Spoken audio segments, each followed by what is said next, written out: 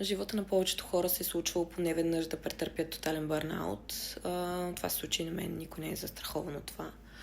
Случи се преди няколко месеца. Започнах да заспивам трудно към 2-3 часа през нощта. Сутрин, когато ми извъннеше алармата, съответно в 6:30 беше ми много трудно да стана. Беше ми много трудно да остана адекватна през деня.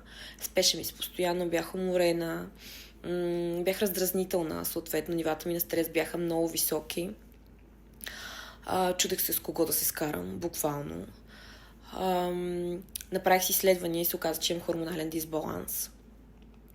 Реших да започна с нещо по-леко, с хранителни добавки, просто да си дам шанс за известно време, месец и половина, за да видя дали ще се повлияе и дали могат да се оправят нещата с нещо по-леко.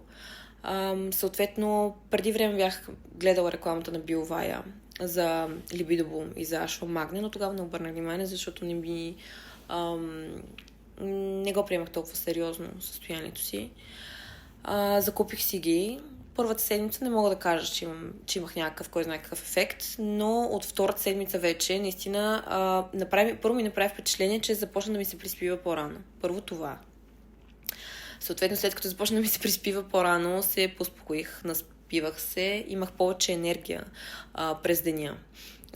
Намалява ми раздразнителността, станах по-спокойна, съответно.